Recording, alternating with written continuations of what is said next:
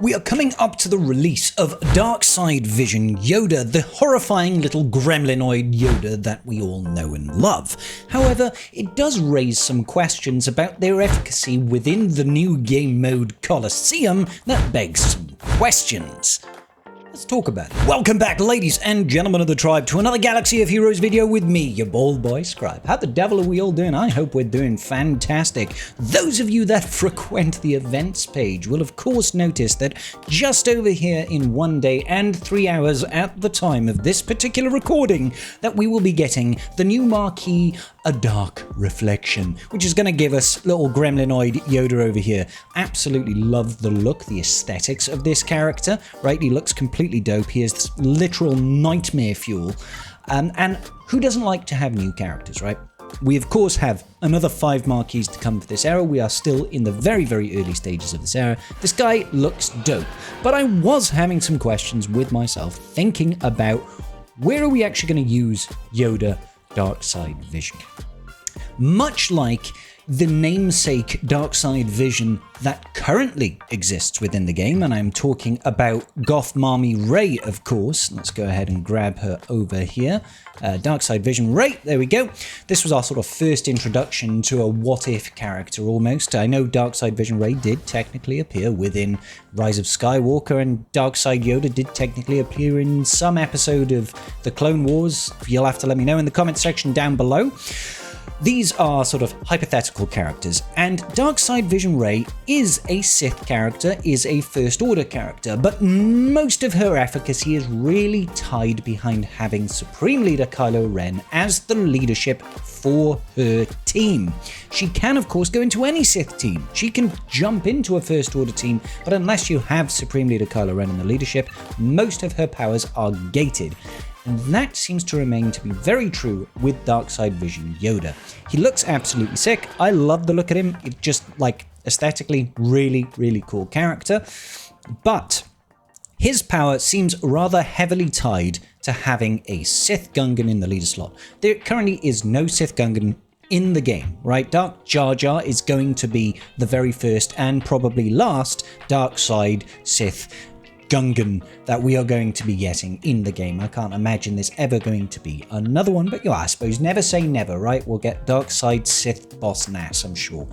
And what that means to me is that when Yoda comes to the game in a day, I can't see how he's going to impact Colosseum until we actually unlock Darth Jar Jar.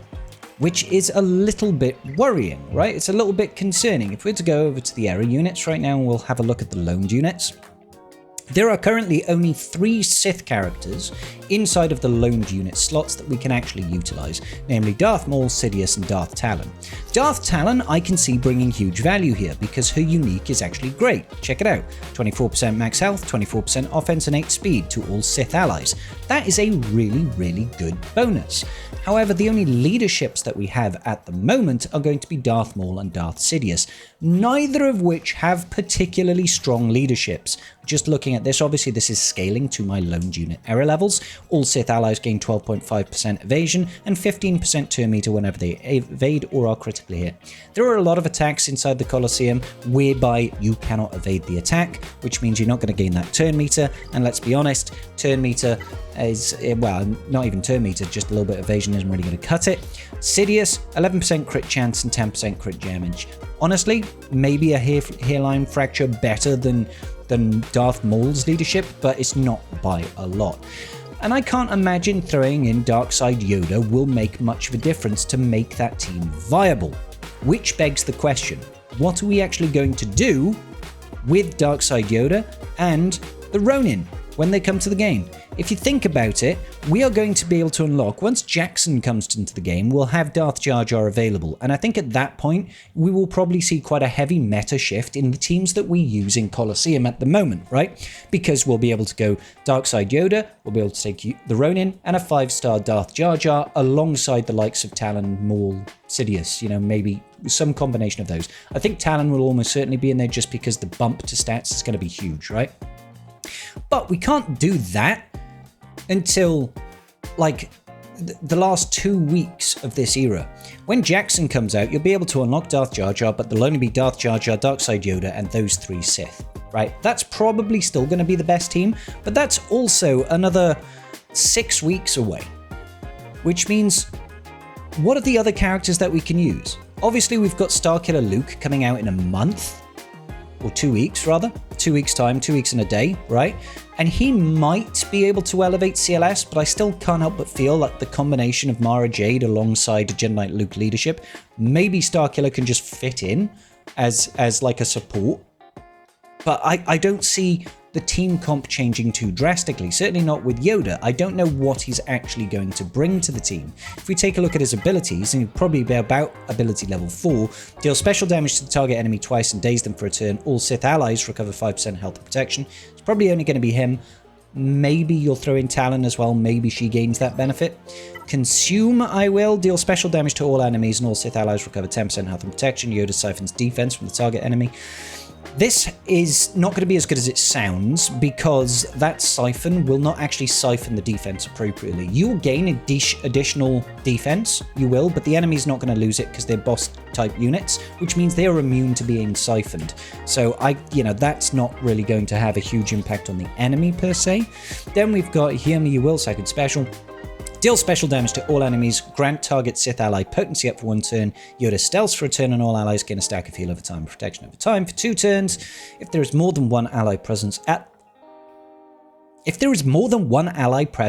the start of battle, target other Sith ally gains Dark Master's training until the end of battle, which can't be copied, dispelled, or prevented. I think this is supposed to stop it being used with Bane, Darth Bane, but the wording is weird. Normally you'd have one other ally, but that's fine.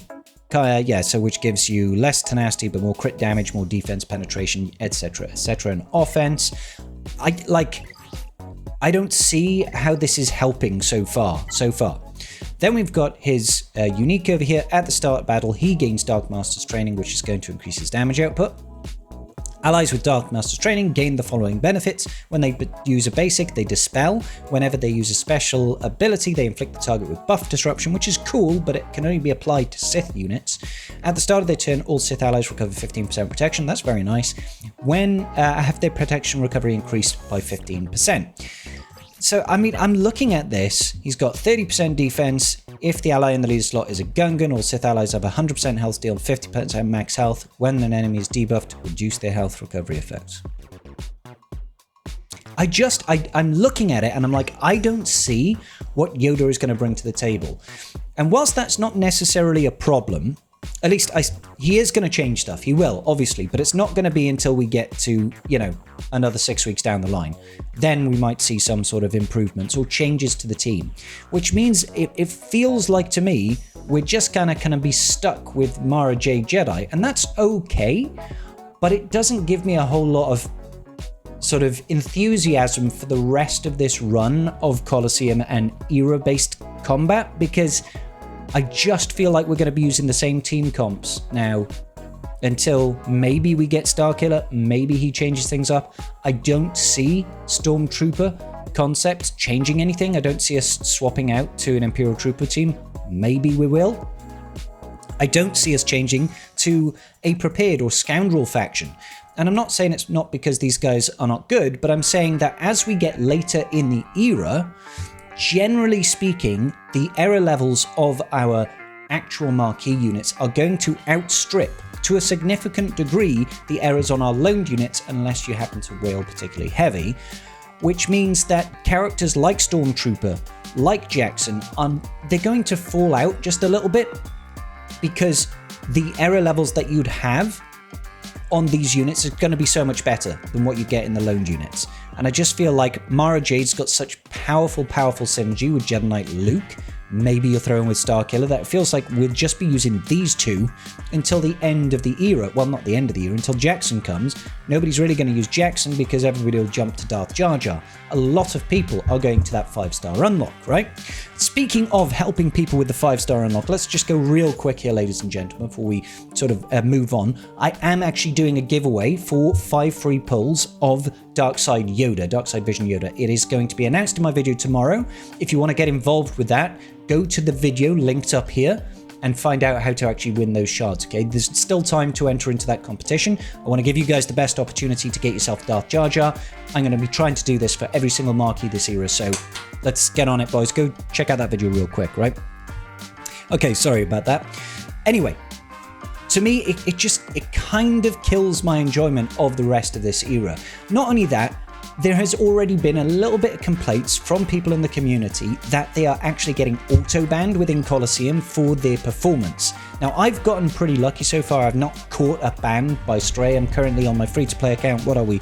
Tier 5 and 14%. But if we have a look at this poor sausage over here on Reddit, Arc X Delta over here, 21, it looks like this guy has been auto-banned in Colosseum just for hitting tier 5. He says over here, I was banned while doing an attempt on the tier 5 of the Crate Dragon. It was less than 10% damage, and I was watching a free-to-play video about Crate Dragon damage rotation from Jack and Hagar. I think I've seen this guy stream before. Go give him a follow if you haven't already. I have no clue, as I've never cheated in my life. If I can get some help, or grateful. My CG ally code is yada yada yada. This has already been passed on to CG, by the way. I'm not just doing this for the show. But if we check out this guy's account, and we look at what he actually has and compare it to what I've got on my free-to-play account, there's no reason this guy should be cheating. He got less than 10% in tier 5.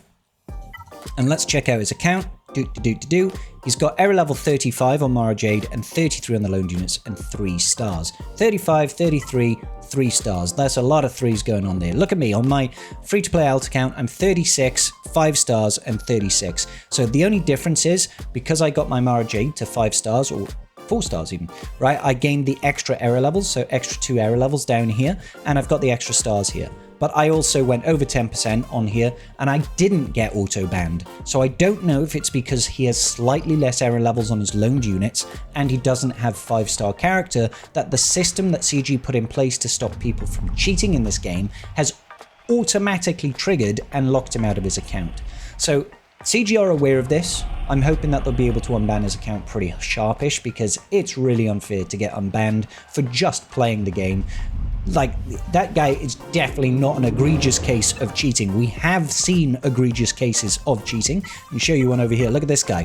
Imperial Light. This guy got insta-banned. Insta-banned over the weekend, because check him out. You'll see he's got no guild anymore. He did have a guild, but this guy was scoring on tier 9, 350,000 points. This was 2 days ago versus the Jotaz. Like, yeah, you really think this guy over here is breaking tier 9 of the Jotaz? This guy wasn't even trying to hide the fact that he was cheating, let's be honest. Everybody else who had probably maxed out 55 as well as high level on their loaned units and max stars, they're only getting tier 7 tier 6 at best, and this guy got 3 tiers higher and scored 350. It's like, dude, like, if you're going to cheat anyway, not that I advise anybody cheat in this game, at least try to make it believable. So I've got absolutely no qualms about this guy getting absolutely yeet skeet deleted. 14.7 mil as well. 14.7 million GP account decides to actually cheat. Loses years of progress by the looks of things. Like, was it worth it? Was it worth it for 3,000 error currency, mate? I don't think so. But that's obviously not the case with what was going on with this individual that posted on Reddit. I can't remember his name, ArcX something. So hopefully we can get that guy unbanned as quickly as possible, because this is clearly a case of the parameters that CG have set for their auto-ban detection not quite honed in correctly, a little bit too punitive on what people can or cannot achieve. So hopefully that gets fixed lickety-split. So that's kind of the video today, guys. Just wanted to get my sort of concerns out about the rest of this era. I am a little bit worried that we're going to get a little bit very bored with not changing up team comps. Hopefully I can eat my own words and Darkside Yoda comes to the game and we get loads of new theory crafting. But I don't have a whole lot of faith right now. I'm not sure what the damage modifiers on his abilities are. Because he's a healer, I can't imagine he does a lot of damage. I don't know if that's really going to make the tangible difference. Maybe we'll be able to do something like Jedi Knight Luke with Mara Jade, Darkside Yoda, Talon, and then Cal, and maybe that does something. But my expectations are low at the minute, and I don't think that the Stormtrooper concept unit is going to bring anything to Colosseum. And I don't think anybody's really going to use Jackson, because I think most people at that point will swap over to using Darth Jar Jar. So that's it, boys. All right, let me know your thoughts in the comment section down below, and I will see you all in the very next video. Peace out, and may the Force be with you.